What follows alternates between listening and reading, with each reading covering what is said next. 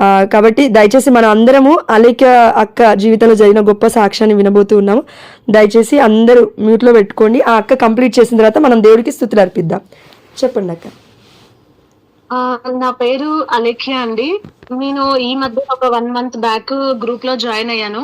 అది కూడా నేను నిజం చెప్పాలంటే అసలు ఎంత మిరాకిల్ లో జాయిన్ అయ్యానంటే నాకు ఒక 4 మంత్స్ నుంచి నాకు డైలీ కంటిన్యూగా జోష్న నాకు కాల్ చేస్తూనే ఉంటుంది. కానీ నేను ఎలా ఫీల్ అయ్యేదానంటే అబ్బా ఏంటి నాకు నేను జాయిన్ కాను అని అన్నా కానీ చేస్తుంది కదా అన్నట్టు ఫీల్ అయ్యాను నిజం చెప్పాలంటే. కానీ ఒక 1 మంత్ బ్యాక్ ఏమైందంటే సడన్ గా ఎందుకో కాల్ లిఫ్ట్ అయింది. లిఫ్ట్ అయితే నేను జస్ట్ అలా 1 మినిట్ నేను అలా ప్రేయర్ చేస్తుంటే విన్నాను అసలు ఏం జరుగుతుంది, ఎలా చెప్తారు అని. అంతలోకి ఏం జరిగిందంటే నాకు కంటిన్యూస్ గా ఎందుకు ఉండకూడదు అని ఒక థాట్ వచ్చేసి నేను ఏం చేశాను, ఇక కంటిన్యూగా స్టార్ట్ అయిపోయాను. జస్ట్ ఈ 1 మంత్ 1.5 మంత్ లో కూడా నేను ఒక 1 డే ఒక 2 డేస్ ఏమైనా మిస్ అయ్యానేమో కానీ కంటిన్యూస్ గా నేను పార్టిసిపేట్ చేసిన. అయితే నాకు ఏం జరిగిందంటే నన్ను దేవుడు పరీక్షించాడు. నిజంగా చెప్పాలంటే నేను ఈ ప్రేయర్ లో ఉంటానా లేదా అనేది కూడా పరీక్షించాడు చాలా వరకు. అయితే నాకు ఫస్ట్ చిన్నప్పటి నుంచి ఒక చిన్న ప్రాబ్లం ఏంటంటే మా ఫాదర్ డ్రింకర్, మా మమ్మీ హ్యాండిక్యాప్డ్, మా తమ్ముడు ఉన్నాడు. నేనే పెద్దదానిలాగా ఇంట్లో అన్ని నేనే చూసుకోవాలి. నాకు మ్యారేజ్ అయింది. మ్యారేజ్ కూడా నాకు ఎలా చేశారంటే ముందు వెనకాల చూడకుండా చేశారండి. చూడకుండా చేసేసరికి నా జీవితం చాలా వరకు స్పాయిల్ అయిపోయింది. అంటే నా హస్బెండ్ కి నాకు ఏదైనా ప్రాబ్లం వచ్చింది, నేను ఇలా ఉన్నాను అని చెప్పుకుంటే కూడా తనకు అర్థం కాని పర్సన్ అనమాట. కానీ చాలా మంచోడు, నన్ను చాలా బాగా చూసుకుంటాడు. నేను ఎలా చెప్తే అలా వింటాడు. అయితే ప్రాబ్లం ఏంటంటే నేను ఒక 1.5 ఇయర్ బ్యాక్ మా ఫాదర్ చనిపోయారు. మా ఫాదర్ చనిపోతే నేనేం చేశానంటే ప్రతిదీ నేను నా మీదనే వేసుకున్నాను. కొంచెం మా బ్రదర్ చదువుకుంటున్నాడు, ఆ లోపల నేనే మమ్మీని చూసుకోవడం, డాడీని చూసుకోవడము, తమ్ముని చూసుకోవడము, మా హస్బెండ్ తో ఉండడం కంటే నేను మా మమ్మీ వాళ్ళతో ఉండడమే ఎక్కువగా చేశాను. అయితే ఏమైందంటే నేను చాలా వరకు నిజం చెప్పాలంటే చాలా వరకు ఎక్కడ వాళ్ళ దగ్గర వీళ్ళ దగ్గర అప్పు చేశాను. అప్పు చేసి డాడీని చూసుకోవడం మాత్రమే మెయిన్ గా పెట్టుకున్నాను, హాస్పిటల్లో తిరగడం చేయడం. అయితే ఏమైంది, డాడీ 1.5 ఇయర్ క్రితం చనిపోయారు. చనిపోయిన తర్వాత అప్పుడు తీసుకున్న అప్పుని తీర్చలేక వేరే వాళ్ళ దగ్గర తీసుకున్నాను. అది తీర్చలేక ఏం చేశానంటే లోన్ యాప్ ద్వారా నేను వెళ్ళానండి. లోన్ యాప్ ద్వారా వెళ్తే ఫస్ట్ కట్టుకుంటూ వచ్చినాను, బానే ఉంది. కానీ అవి కట్టడం కోసం ఇంకొక దాంట్లో తీయడం, ఇంకో దాంట్లో కట్టడం కోసం ఇంకో దాంట్లో తీయడం జరిగింది నాకు. తిరిగి నేను ఒక్కటేసారి ఏం చేశానంటే అసలు కరెక్ట్ గా చెప్పాలంటే 45,000 ఇప్పుడు డైలీ ఒకటే రోజు నేను కట్టాల్సిన అమౌంట్ ఉంది. 1 రూపీ లేదు. ఏం చేయాలో అర్థం కావట్లేదు. చాలా ఏడుపు వచ్చేస్తుంది. అసలు నిజం చెప్పాలంటే నేను ఒక 10 డేస్ నుంచే ఎలా ప్లాన్ చేస్తున్నానంటే ఇంకా నేను కంపల్సరీ చనిపోతాను, సూసైడ్ చేసుకుంటాను, వీళ్ళు నన్ను టార్చర్ చేస్తారు, ఖచ్చితంగా నా ఫొటోస్ ని అందరికి షేర్ చేసేస్తారు, ఈ నా పిక్ ని యాడ్ చేసి మన స్ట్రక్చర్ కాకుండా వేరే వాళ్ళ స్ట్రక్చర్ పెట్టి నా జీవితాన్ని నాశనం చేస్తారు. వీళ్ళ గురించి నాకు తెలుసు. లేకపోతే కాంటాక్ట్స్ అందరికి పంపిస్తారు. నా కాంటాక్ట్స్ లో నిజం చెప్పాలంటే అందరూ ఫ్యామిలీస్, ఫాదర్స్, సిస్టర్స్ ఫ్యామిలీస్ ఉన్నాయి. ఎవరికి వెళ్ళినా చాలా ప్రాబ్లం అవుతుంది. నన్ను అందరూ అసహించుకుంటారు. నేను ఏం చేయలేని పరిస్థితి. కానీ నేను ఒక్క రోజు కూడా ఒక్క రూపాయి కూడా తినలేదు, తాగలేదు. అంతా నా వాళ్ళ కోసమే ఖర్చు పెట్టుకున్నా. కానీ ఎవరికి చెప్పుకున్నా మమ్మీ హ్యాండిక్యాప్, తమ్ముడు చిన్నగా చేసుకుని బతుకుతున్నాడు. ఇప్పుడిప్పుడే తను స్టడీస్ అయిపోయి. హస్బెండ్ కి అసలు ఇప్పుడు జరిగిన విషయం కూడా నా హస్బెండ్ కి తెలియదు. అంటే తను అంటే తనకు అంత మైండ్లెస్ పర్సన్ అనమాట. చాలా చిన్న పిల్లల మెంటాలిటీ తనకి. అయితే ఏమైంది, బాగా ఏడ్చాను, సూసైడ్ చేసుకుందామని అనుకుంటున్నాను నిజంగా చెప్పాలంటే.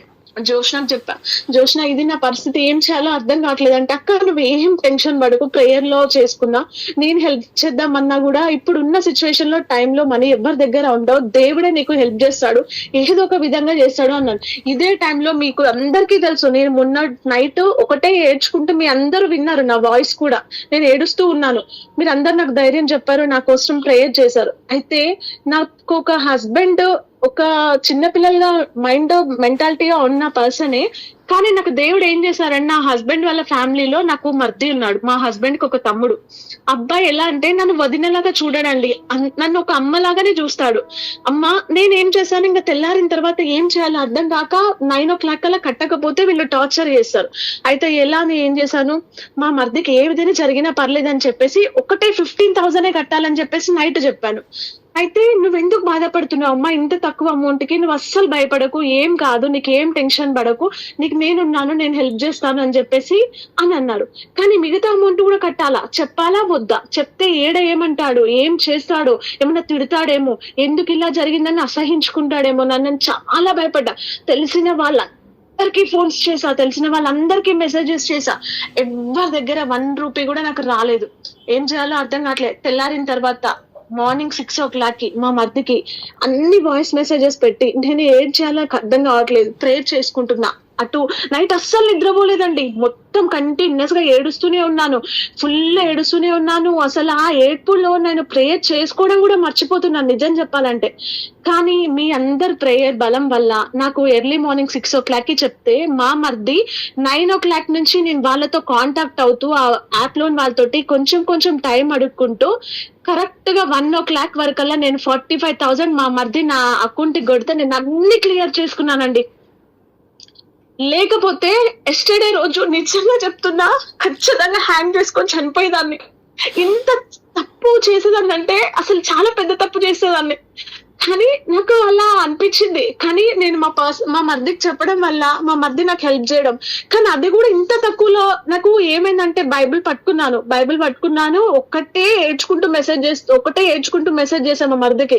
తను ఏమన్నాడు, ఎందుకు ఏడుస్తున్నావు, చిన్నదానికి అవసరం లేదు, ఇంత చిన్నదానికి నువ్వు ఏడవద్దు, నీకేమన్నా అయితే నీ పాప ఆగమైపోతుంది, నీకు ఒక కూతురు ఉంది, తన జీవితం ఎలా ఏంటి, నువ్వు మా ఫ్యామిలీలో నువ్వు లేకపోతే మమ్మల్ని ఎవరు చూసుకుంటారు, నువ్వు లైఫ్ అంతా మమ్మల్ని చూసుకుంటూ ఉండాలి. మా అమ్మ మా నాన్న వాళ్ళ అమ్మ వాళ్ళ నాన్న మా అత్తయ్య మా మావయ్య కూడా చాలా పల్లెటూరు వాళ్ళు, చాలా అసలు వాళ్ళకి ఏమీ తెలియదండి. మా మావయ్య అయితే మొత్తానికి పిచ్చివాడు, అసలు రోడ్లు పట్టుకొని తిరుగుతూ ఉంటాడు, అలాంటి పర్సన్. అయితే ఇక అది ఎవరు చూసుకుంటారమ్మా, నువ్వు అస్సలు ఏడవకు, నువ్వు అస్సలు బాధపడకు, నీకు ఖచ్చితంగా అమౌంట్ అవుతాయి. కానీ తను కూడా నన్ను కాన్ఫరెన్స్ ని పెట్టి అందరినీ అడుగుతూ ఉన్నామండి. కానీ లాస్ట్ కి ఒక్క పర్సన్, అతని పేరు అంతోని అనే ఒక అన్నయ్య, ఆయన పేరు అంతోని. ఆ అన్నయ్య ఏం చేశారంటే, ఎందుకు ఏడుస్తున్నారు, ఎందుకు బాధపడుతున్నారు, నేను పంపిస్తా అని చెప్పేసి అన్నయ్య మనీ కొట్టారండి. 12 o'clock 1 o'clock వరకల్లా నేను క్లియర్ చేసుకున్నా.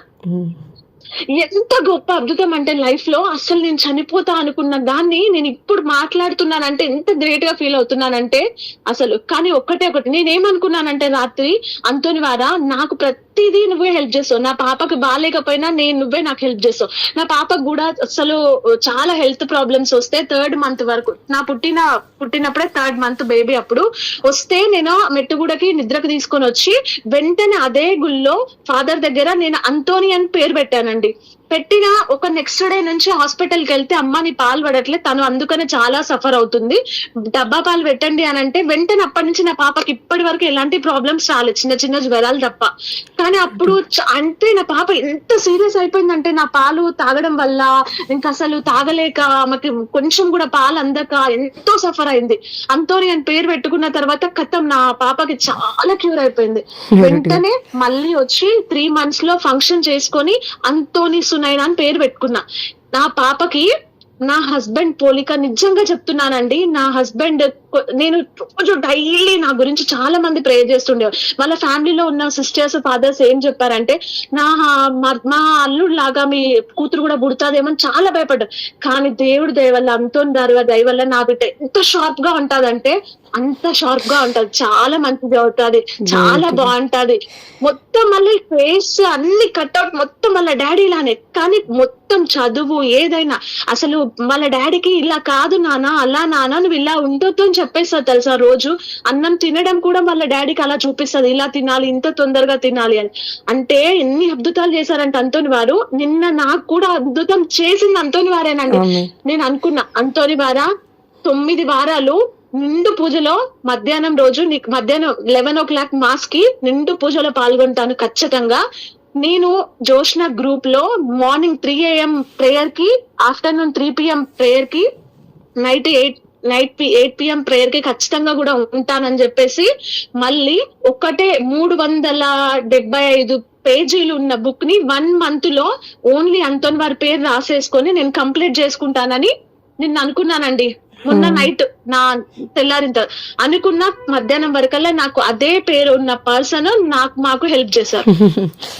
పెద్ద మిరాకిల్ జరిగిందంటే ఎంత పెద్ద మిరాకిల్ జరిగిందంటే అసలు లైఫ్ లో నేను అసలు బతకను అనుకున్న పర్సన్ ని ఈ రోజు ఎంత అంటే అంత. ఫస్ట్ ప్రేయర్ చేసిన దేవి అక్కను కూడా అడగండి, నా గురించి చెప్తుంది.